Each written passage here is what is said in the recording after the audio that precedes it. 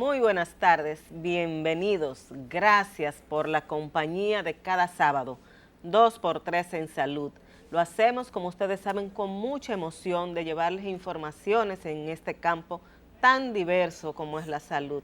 Buenas tardes, Tati. Buenas tardes, Doris. Y ya en el tercer mes del año, señores, tercer mes del 2022, la primera semana estamos ya cursando. Así es, pero qué rápido se ha ido el tiempo, Tati. Así es, Doris, con muchos desafíos, porque el primer gran desafío que tenemos es una guerra. Sí, sí. Pero decir una guerra, me gustó mucho un comentario de alguien en la radio que hablaba de las muertes preferidas y una guerra que de esta parte del mundo tiene mucha visión y mucha importancia en este momento, mientras otras partes del mundo se desangran y a nadie le importa. Así es. A nadie le importa. Es un mundo de hipocresía, lamentablemente, la que vivimos, pero... Y de intereses. Y de muchos, sobre todo en muchos intereses. Así es. Pero es indiscutible que una guerra, sea cerca, sea lejos, afecte directamente a un país o no nos afecte como país, es muy lamentable. Son vidas que se pierden, personas, jóvenes, niños. Ahí veo que Ucrania está diciendo que los jóvenes no salgan para ponerse a pelear en el enfrentamiento que tienen con Rusia, o que tiene Rusia con ellos, como se quiera ver la situación, pero digo yo que todo es muy doloroso, o sea, es que no hay paz, es que las familias se destruyen, es que se paraliza todo, es que la estabilidad de un ser humano está en su día a día, está en ir a su trabajo, estar en ver a su familia tranquila, está en que sus hijos estudien. Entonces todo eso se frena cuando hay un conflicto bélico. Sin embargo, la guerra es tan antigua como la humanidad misma. Es decir, el mundo no vive sin guerra y es, contradictoriamente hablando, la industria más grande. Sí, la de la guerra, porque tú ves esos países abogando por la guerra, pero todos venden las armas. Eso te digo, porque tú hablabas de la hipocresía. Exactamente, esos grandes armamentos, porque tú decimos, por ejemplo, las farmacéuticas, ¿verdad? Que decíamos que es un poder, pero este es otro gran poder. Sí, las armas, tal vez el más grande, el de las armas, porque esos países de la OTAN, por ejemplo, por eso viven de eso justamente. Entonces, en esta parte del mundo, pues se habla, abogamos por la paz, pero eso es palabrería y todos lo sabemos. Eso es palabrería, en la práctica ustedes incentivan la guerra. Así es. Porque nosotros no nos vamos a meter como muchos expertos entre comillas, a hablar del tema. Analizar la geopolítica. La geopolítica, pero nosotros sí sabemos que eso no es de ahora y que eso estalla ahora, pero eso hace tiempo que se viene cocinando. Claro que se viene cocinando y que todos lo sabían. Todos y que se sabía que eso venía en camino, pero lo que nos queda a nosotras, Tati, como personas, como ser humano, como comunicadores, es abogar por la paz. Porque los conflictos se terminen y porque haya tranquilidad en el mundo y que toda esta situación no termine afectándonos a todos como países, porque lamentablemente ya el alto costo de la vida no se aguanta y entonces todo eso afecta la salud emocional, aparte de la económica, la salud emocional del ser humano, y eso no nos conviene a ninguno. En este momento justamente eso es, señor, la gente tiene una situación, aquí en la República Dominicana, vamos a quedarnos aquí de República Dominicana. Sí, vamos a quedarnos aquí en el patio. La gente tiene una situación que el salario no le alcanza. Así es. Que no hay, hay una falta de liquidez. Dicen que justamente para frenar la inflación. Inestabilidad laboral, Tati. Inestabilidad laboral. Es una de las cosas que más lesiona al ser humano. Ahora, le llaman las empresas desvinculación, pero no es más que una cancelación. Así es. En el fondo, de que le llaman a los trabajadores colaboradores, pero son trabajadores. Así es. Hay una situación muy difícil que, como dices tú con mucha propiedad, afecta la salud mental sobre todo, pero también hasta la salud física. Sí, porque recordemos que la salud es global, o sea, que ya no la podemos desintegrar, la emocional de la física, o sea, es un todo, como dice la OMS, ya no, la salud es un conglomerado conjunto de nuestra economía humana. Veían estos días noticiarios de televisión que uno revisa siempre en la noche, cuando se va a los mercados, la gente diciendo, no, voy a comprar Toyota, que no es que la tallota sea mala, voy a comprar berenjena, pero Sí. no está la proteína que tú necesitas para la comida. Exactamente. Y la gente está volviendo a comprar, digamos, lo más básico, que forma parte de la alimentación del dieta. dominicano, pero que falta otra cosa. Exactamente. Le falta la sí, proteína. Sí, que faltan las carnes, y al dominicano le gusta su carne. Su carne, es cierto. Bueno, nuestra bandera, nuestro plato nacional la integra, entonces ya es cultural lo que tenemos, y como dices tú, aunque uno diga, bueno, esa muchacha es un programa de salud, pero están hablando de los precios y de la economía. No, es que afecta a nuestra salud es que todo esto. todo afecta al sistema, nuestro sistema como salud en general. Y hablando ya, para no despedirnos sin tocar el tema del COVID, pues aunque República Dominicana estamos actualmente en una muy baja incidencia, todavía el virus sigue circulando en territorio nacional. La gente se ha tomado muy en serio la recomendación, algunas personas, otros no, la recomendación o la decisión anunciada días atrás por el presidente de la República de eliminar todas las restricciones, incluyendo la mascarilla, que luego las autoridades sanitarias, recordemos que lo hacen ya como recomendación de que se siga usando, pero nuestra recomendación es seguirse cuidando. Así es, seguirse cuidando porque además circulan otros virus.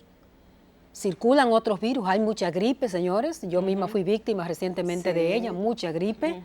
Entonces, la mascarilla te protege no solamente de COVID-19, te protege de un montón de virus que tú no los esparces. Así es. Y que tampoco los tomas si tiene la mascarilla, de manera que úsela y en la medida de lo posible, si no ha completado su esquema de vacunación, nosotros tenemos en el país vacunas suficientes. Perdiéndose, entonces aproveche y colóquese la segunda o la tercera dosis, dependiendo de lo que no se haya puesto. Bueno, pues con esa recomendación, nosotras nos vamos a la primera pausa de este programa y regresamos en un momentito. 2x3 en salud.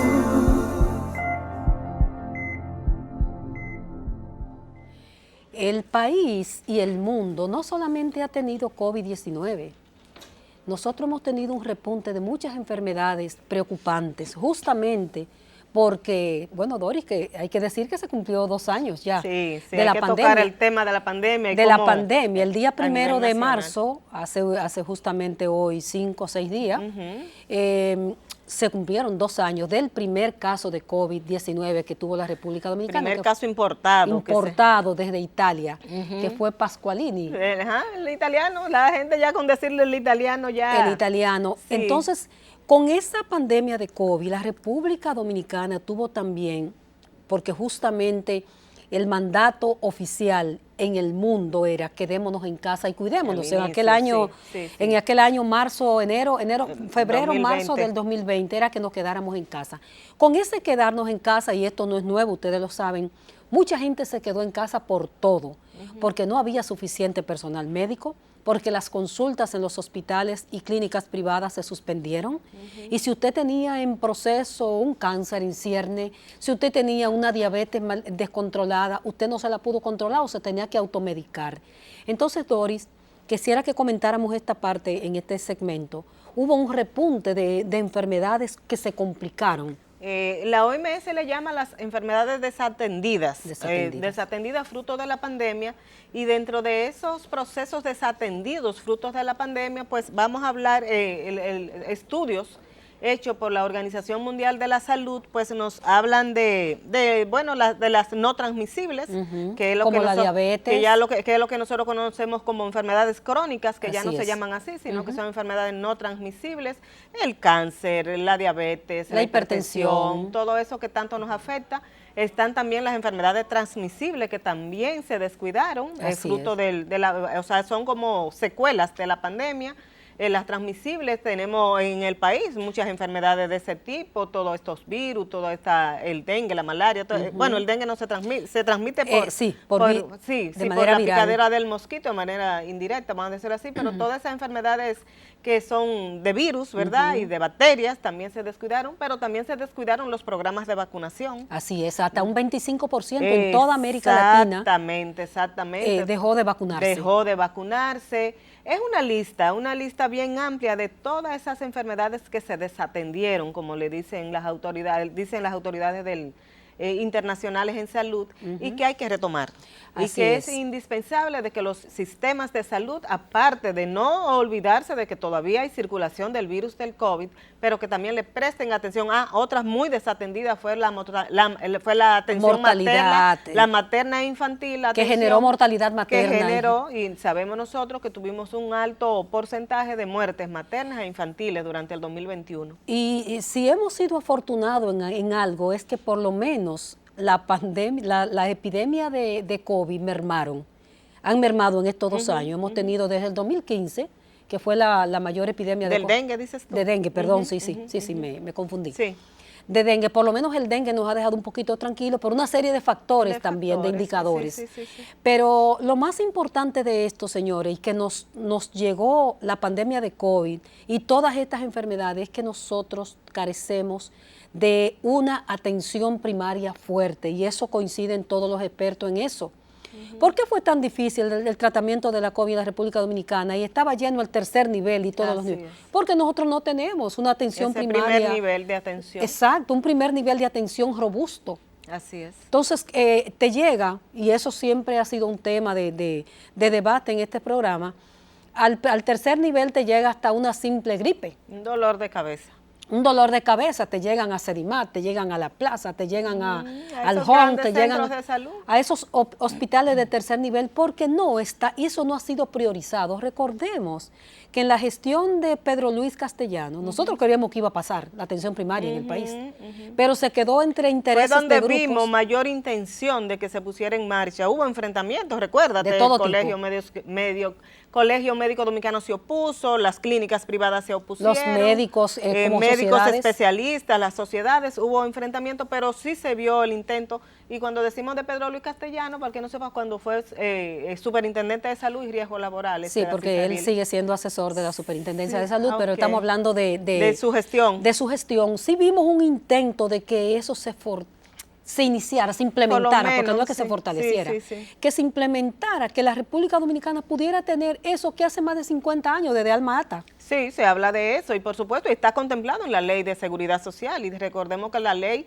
8701 de Seguridad Social tiene ya 20 años. 20 años. 20 años. Y no ha habido voluntad, en este momento tampoco se evidencia, se habla de ello, aquí se habla de reformar leyes que ni siquiera se han podido implementar en la práctica. Así es. Muy lamentable lo que ha estado ocurriendo y sobre todo que no haya habido esa voluntad ni en el pasado.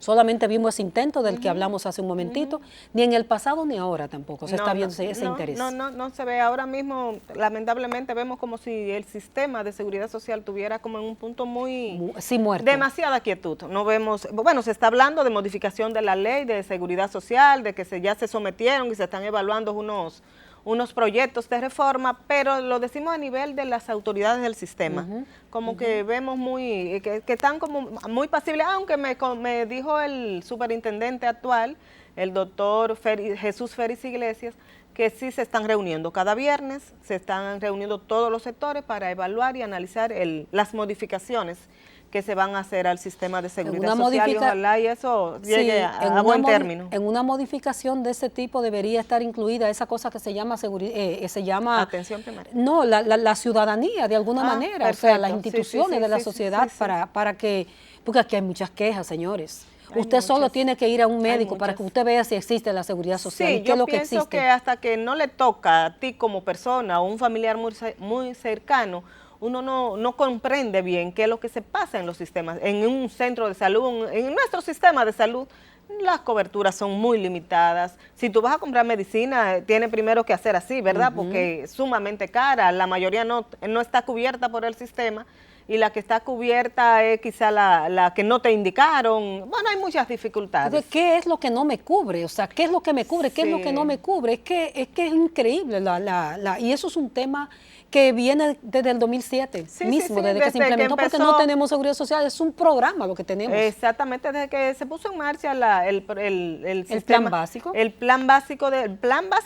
Plan de servicio de salud, porque ni siquiera se llegó a plan básico para poder empezar en el 2007.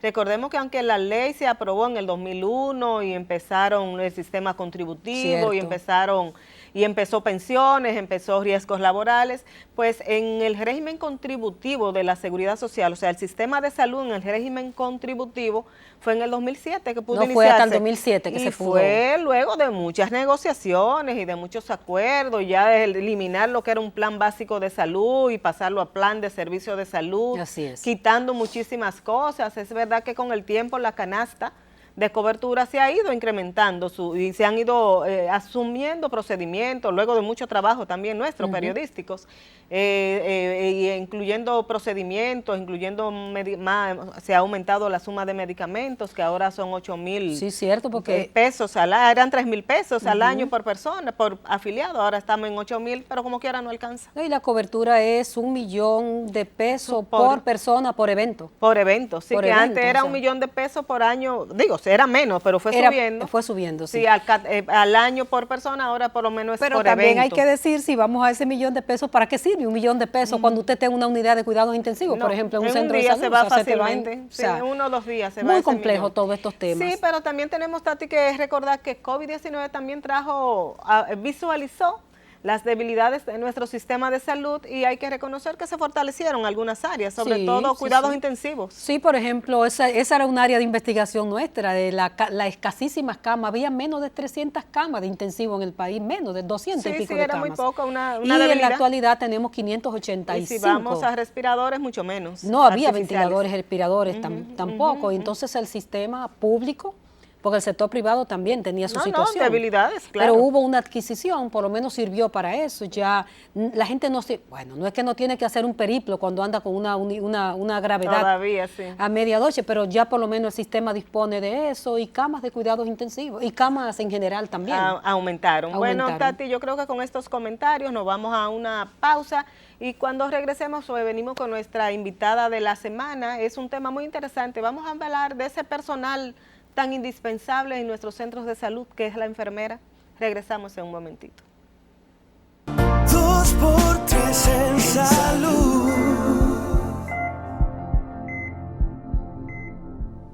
Gracias por continuar con el desarrollo de su programa especializado en salud. Y esta tarde tenemos a una persona que para nosotros es muy importante porque se representa un sector también importante de la salud, fundamental, como decía Doris hace un ratito.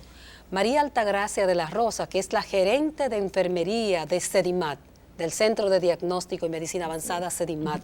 Muy buenas tardes, de la Rosa, ¿cómo estás? Buenas tardes, Altagracia, buenas tardes. ¿Cómo está usted? Muy bien, gracias a Dios. Qué bueno, qué bueno, María. María, ¿qué tiempo tiene como enfermera y qué la llevó a estudiar enfermería? Bueno, yo tengo como enfermera 32 años.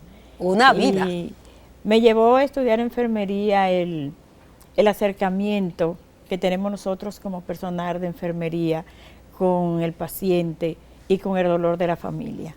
Porque toda familia que tiene un un paciente ingresado, un pariente ingresado, eso causa estrés, preocupación, se le afecta mucho la parte emocional.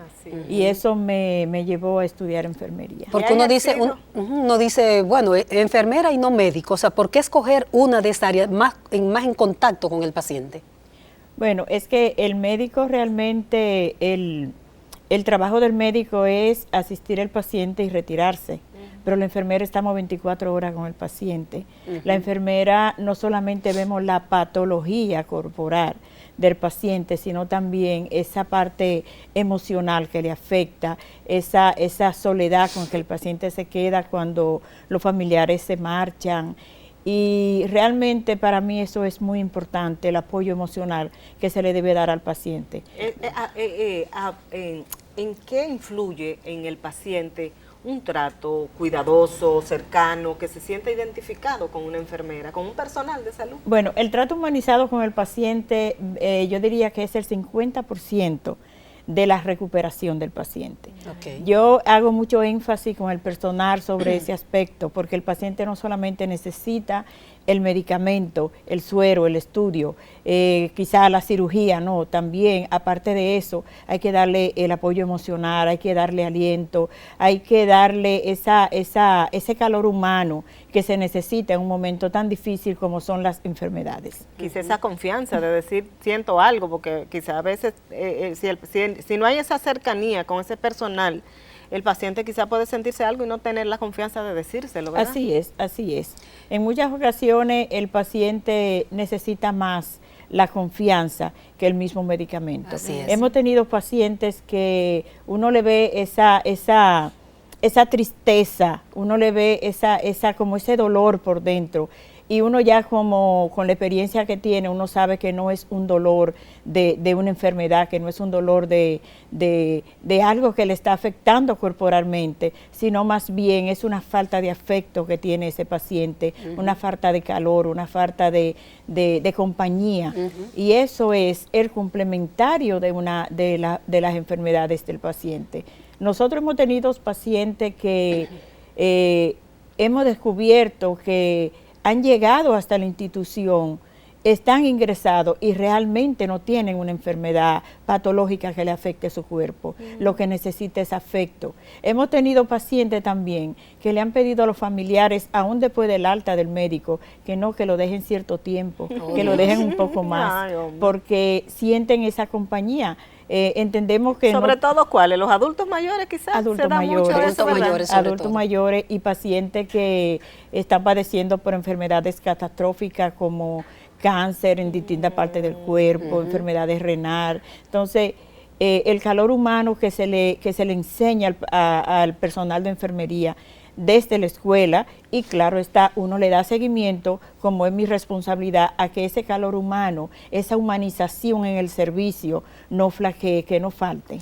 ¿En qué se basa? Porque sé que el personal de salud, y se dice mucho en medicina también, hay que recuperarlo cuando sale de las universidades, porque como que las mañas propias del sistema pues se te pegan. Así es. Y ustedes tienen personal que no es exclusivo de SEDIMAT. ¿Cómo hacen ustedes para formar ese personal que entienda que su razón de ser es ese paciente?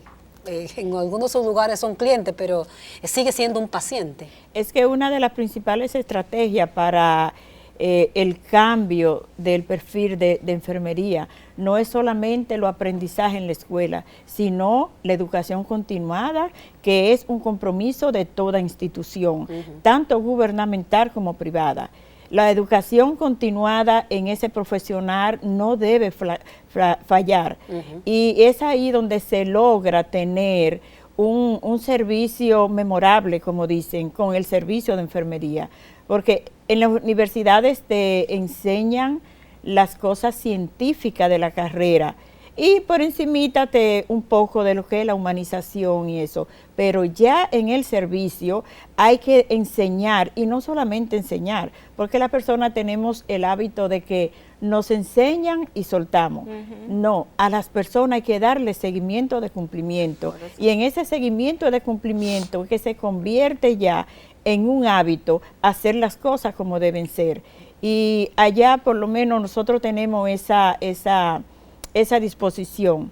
Yo como la gerente de ese departamento, donde tengo casi 600 personal, y sabemos que el personal... ¿600 enfermeras? Casi, tenemos 500 y algo, casi 600.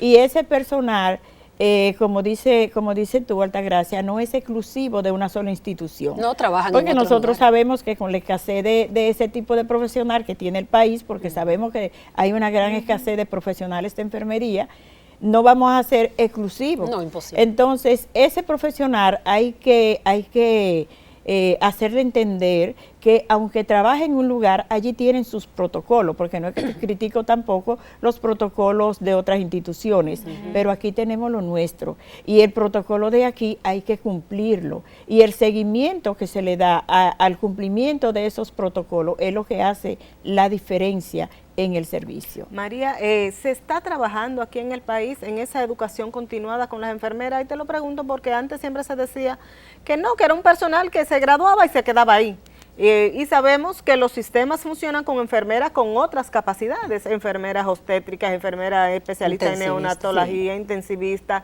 A nivel nacional, ¿tú sientes que se ha ido trabajando, que se ha ido avanzando en ese aspecto? Bueno, ahora mismo, la semana pasada, en la reunión que tuvo el Colegio Dominicano de Enfermería, vi que hubo un compromiso gubernamental con el colegio de que a las enfermeras hay que darle educación continuada. Y me imagino que esto va también para los hospitales públicos, que no es solamente la parte privada, ya que fue un compromiso con el gobierno y el colegio. Y eso de verdad me gustó mucho. ¿Por qué? Porque las enfermeras son imprescindibles para el servicio. Es el mayor número de profesionales de la salud.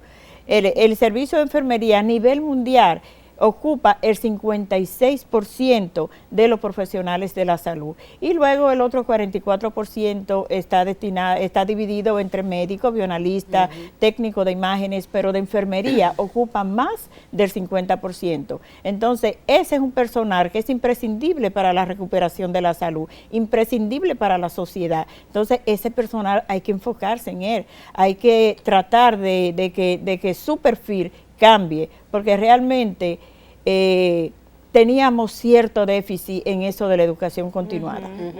Y hemos logrado esa especialización que dice Doris, o sea, ustedes, por ejemplo, ¿cómo hacen en Sedimat? ¿Cómo están distribuidas? ¿Han logrado especializarla? ¿Dónde se especializan? Bueno, nosotros, el personal de allá, dependiendo del área que trabaje, ahí se le trata de especializar en esa área y que sean certificadas en esa área. Okay. Ahí actualmente tenemos la única escuela de perfusión que tiene el país, de perfusión extracorpórea en cirugía cardiovascular. Ese equipo es de enfermería y actualmente la única escuela. De hecho, vienen de otros países de Centroamérica también a cursar aquí. Sí, y a nivel ya de diplomado, pues la especializamos en sus áreas a nivel de diplomado.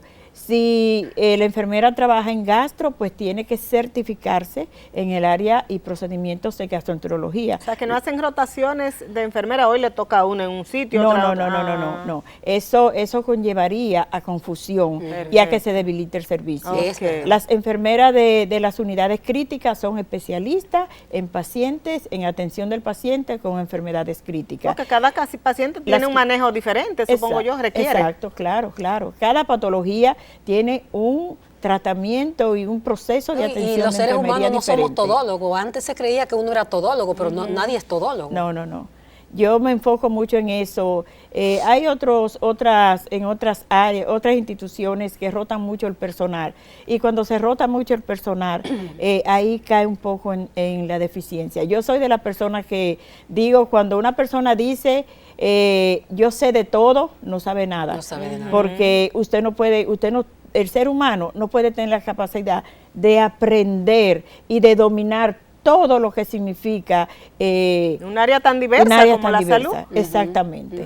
Entonces también se pueden confundir, se pierden los conocimientos. ¿Ustedes hacen los cursos dentro del mismo Sedimat o la forman fuera? ¿Cómo funciona todo Se ese han proceso? formado fuera del país y también allá nosotros como institución la formamos dentro. Y si tienen que rotar fuera del país, pues también se envían fuera del país a otros hospitales. De la Rosa, a la rotación. Vamos a pedir su anuencia, nos vamos a unos mensajes comerciales y nos va a decir entonces, en esa educación continua que tiene Sedimat para trabajar su personal de enfermería y tener una excelencia en el personal de enfermería, ¿cómo lo hacen? ¿Hacen reuniones por área? ¿Se reúne todo el personal, a casi 600 enfermeras o cómo lo hace? Pero nos lo dice después de estos mensajes. Volvemos ahora. De acuerdo.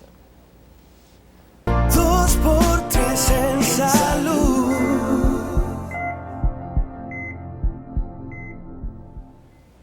Seguimos conversando con la licenciada María Altagracia de la Rosa. Ella es gerente de enfermería de Sedimat y nos está contando todo, cómo funciona todo ese engranaje, todo ese proceso de educación continuada que requiere todo personal de salud, sobre todo la enfermera, que es la que está ahí cerquita del paciente. María, decía Altagracia, ¿cómo ustedes lo manejan? ¿Por grupos amplios, por grupos pequeños? ¿Cómo se concentra toda esa formación del personal de enfermería? Generalmente se realizan con programación de grupos pequeños. La capacitación del personal no pasa de grupos de más de 35 personas, porque mientras más grande es el grupo, más se debilitan los conocimientos. Entonces, esos grupos pequeños lo programamos, esa educación continuada está programada en el plan operativo anual de la institución.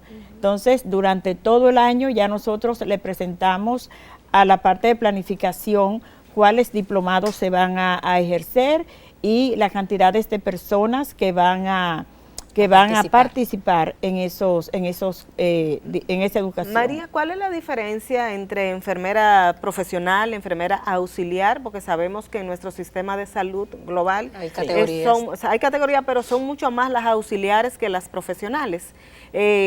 ¿Cómo se maneja esto y cuál es la diferencia en el trabajo que realiza este personal? Bueno, las enfermeras, los dos perfiles de enfermería son importantes para la atención del paciente, pero deben tener funciones diferentes. Las enfermeras profesionales son egresadas de una universidad donde cursan allí 4 años de la carrera y también se especializan luego ya de haber terminado la carrera de enfermería. Las enfermeras auxiliares cursan por 1 año de capacitación en una escuela de enfermería, no en una escuela de educación superior. Pero si ustedes a ellas se la pueden capacitar para que en áreas específicas, o sea, para obstétrica o no, tienen que ser profesionales. Deben ser profesionales, porque como le estuve diciendo, la parte científica que viene desde la universidad va a ser el fundamento de esa especialidad. Y nosotros allá somos muy cuidadosos con eso. Las enfermeras profesionales tienen sus funciones muy diferentes a las auxiliares. A eso vamos justamente. ¿Cuál es la función de una y cuál es la función de la otra? La función de las enfermeras profesionales son funciones críticas, como canalizar el paciente. ¿Por qué? Porque tiene que conocer los nombres de las venas y dónde están localizadas. Las enfermeras profesionales, como ya le dije, canalizan el paciente, son las que tienen que medicar, las que manejan el medicamento. Que ven la orden médica. Exactamente, ¿por qué? Porque allí tienen que saber de concentración, de miligramos, de efectos secundarios para el paciente, y todo eso va incluido en la seguridad del paciente. Aparte de que son las que participan. Si el médico se equivoca, por ejemplo, dosificando, ¿y ustedes pueden darse cuenta si hay un error médico? Sí, claro. Entendemos que en muchas ocasiones por la demanda y quizá el mismo sistema, el médico puede tener su confusión y la enfermera a la hora de ver la orden dice, no, pero mira, hay que llamarlo y hay que rectificar que se debe modificar la orden médica. Entonces, todo lo que conlleva atención crítica es de la profesional. Perfecto. Y lo que conlleva a procesos no críticos es del auxiliar. Por ejemplo, asear un paciente, que antes uno decía, bueno, es labor es labor de la enfermera, pero cada día vemos más que la enfermera, no lo digo en Sedimal, lo digo en sentido general, quiere que sea el familiar que acompañe al paciente que se encargue de bañarlo, de asearlo, de darle esa higiene. O sea, que antes decía, no, la enfermera viene y lo baña, pero como que a veces vemos que quieren que el familiar Eso es responsabilidad de enfermería, y eso está dentro del proceso de atención de enfermería. ¿La auxiliar le toca esa parte? La auxiliar está formada para bañar el paciente, medir los egresos de fluido como diuresis, drenes, para ayudar al paciente en la alimentación, para asistir al paciente a deambular y mantenerle su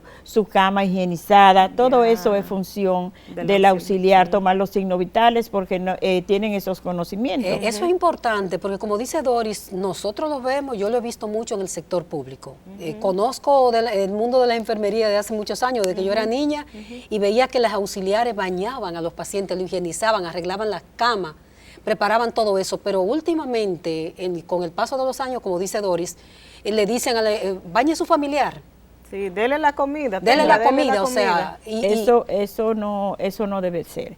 Ahora sí el familiar le dice, no te preocupes que yo lo baño, o no te preocupes que yo lo alimento, pues ya ahí entre la entrada y la salida de la enfermera o ayudar a la enfermera, pero eso es función de enfermería, porque no solamente, a veces uno lo ve muy simple, vamos a decir alimentarlo, pero la alimentación tiene su riesgo. Un paciente que tenga algún problema neurológico, que tenga dificultad para deglutir, ese paciente a la hora de alimentar, esos alimentos se le pueden ir a los pulmones.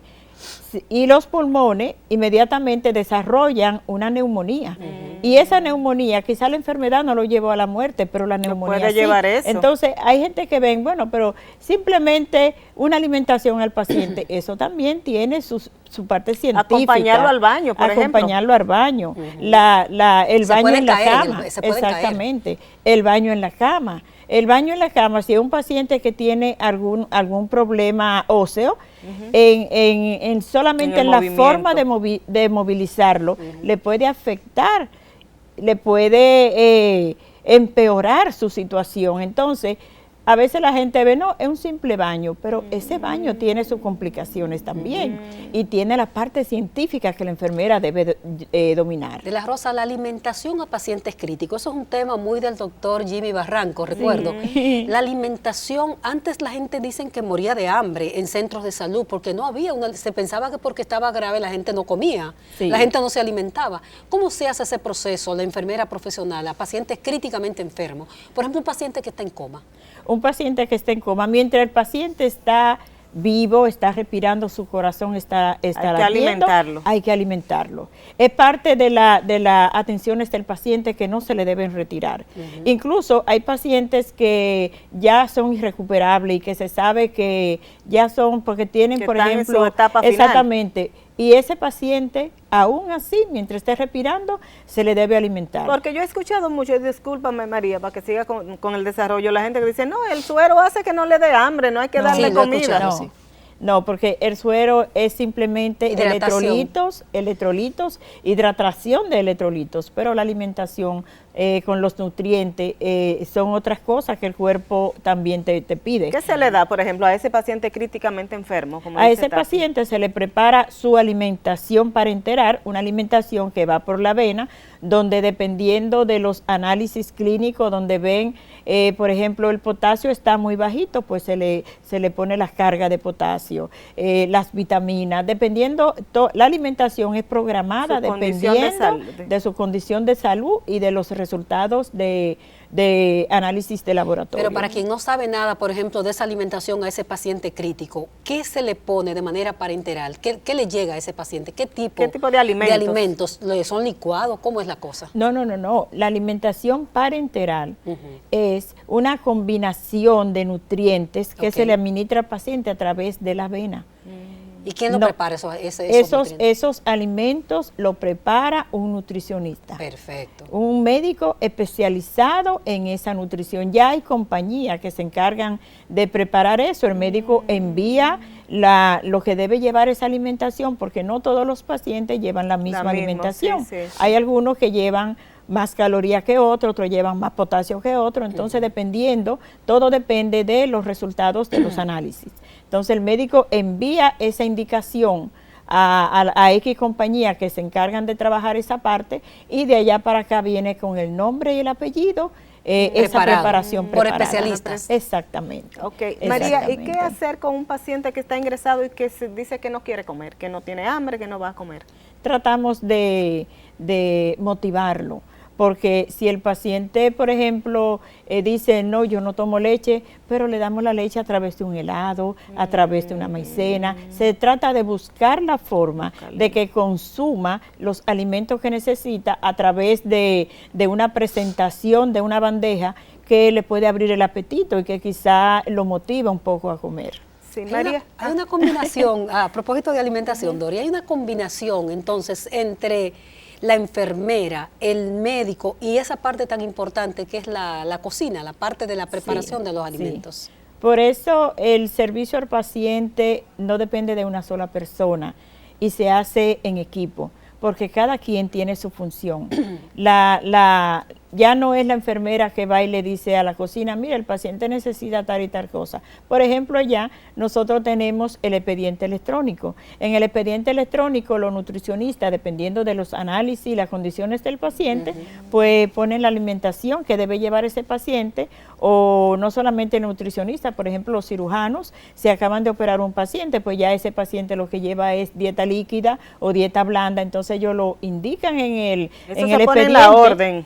Exactamente, lo indican en el expediente y directamente esa indicación cae a la cocina. Perfecto. Ya ellos allá saben qué paciente lleva X alimentación. La cocina, ¿quién integran la cocina? Porque a veces creemos que quizás es nada más los que el cocinero, el que hace. No, ¿Quién no, integra para interpretar precisamente eso? Hay un médico nutricionista que trabaja en la cocina la alimentación de los pacientes. Qué importante. Sí, no es solamente el que cocina y que hoy quiere darle al paciente arroz con habichuela o Vamos a puré darle de papa. habichuelas. Vamos a darle a todito.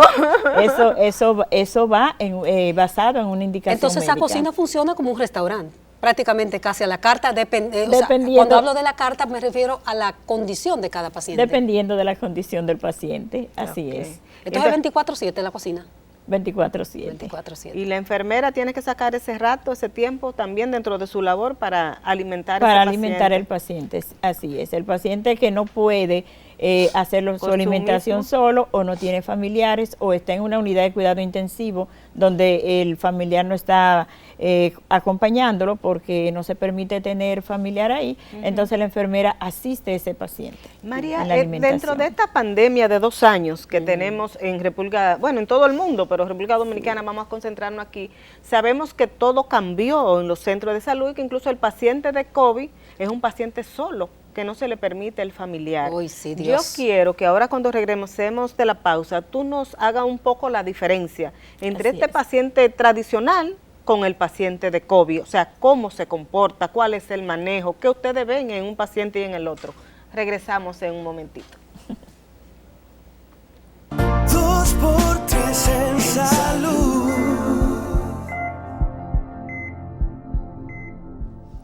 María Altagracia de la Rosa es la gerente de enfermería de Sedimat y con ella hemos estado abordando todo el gran tema de las enfermeras en la República Dominicana. Dori le había dejado la pregunta de cuál es la diferencia en estos 2 años de pandemia del tratamiento, del cuidado al paciente con COVID de un paciente que no tiene COVID. ¿Cuál fue la experiencia que tuvieron ustedes de la Rosa? Al igual que todas las enfermeras del mundo, porque todas pasamos por lo mismo, la pandemia del COVID dejó muchos rasgos, dejó muchas huellas, muchas enseñanzas.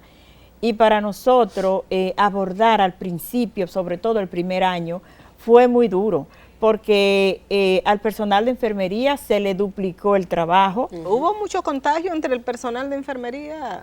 No, el primer año no hubo contagio. Yo le puedo decir que el primer año de COVID, una de las enfermeras que menos contagio desarrollaron fue allá, porque tomamos las medidas de protección y nos ocupamos de que las indumentarias de protección no faltara, pero no solamente la indumentaria de protección, sino también la educación de cómo manejar ese tipo de pacientes y cómo prevenir las infecciones. Yo misma particularmente me encargué no solamente de las enfermeras, sino también de todo el personal de salud y de la mayoría también de los profesionales que brindan atención al paciente, porque mi competencia me permite hacer esa parte de enseñanza, ya que yo soy enfermera especialista en epidemiología con base en prevención de infecciones intrahospitalarias. Bueno, pues te cayó como anillo al dedo. Entonces, retomando un poco la pregunta inicial que te hacía Tati.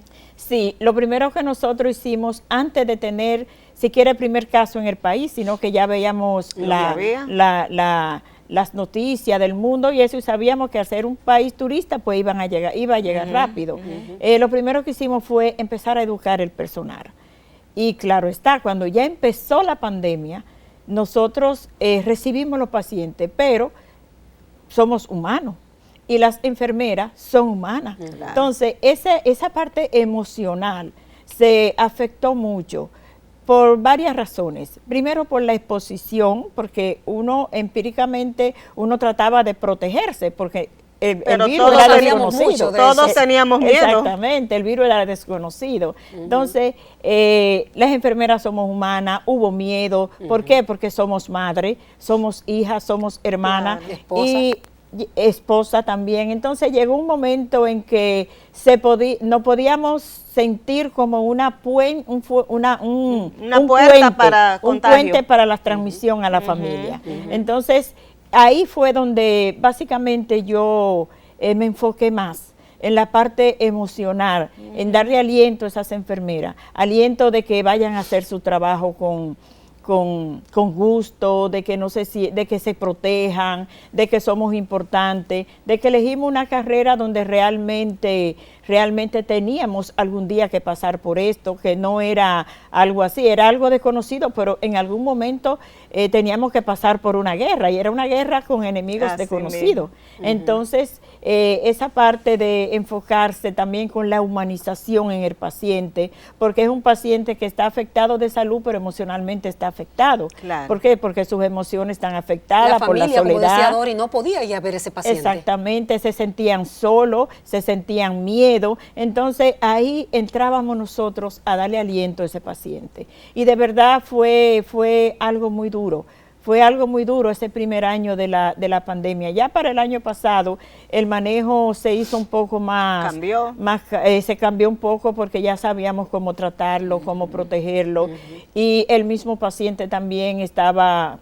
Tenía menos temor, ¿verdad? Pero el primer año fue muy duro. Muy vulnerable llegaban esos pacientes. ¿Qué era lo que más expresaban ellos ese miedo primer a año? morir, tal vez. Sí, sí. Aparte de la enfermedad, del cuadro que clínico presentaban, pues el miedo y la tristeza era algo muy grande en esos pacientes. El miedo de que no iban a volver a ver su familiar, de que no iban a salir vivos, la tristeza de no verlo. Nosotras, el personal de enfermería, utilizamos hasta los propios celulares nuestros para ponerlo en contacto con sus familiares.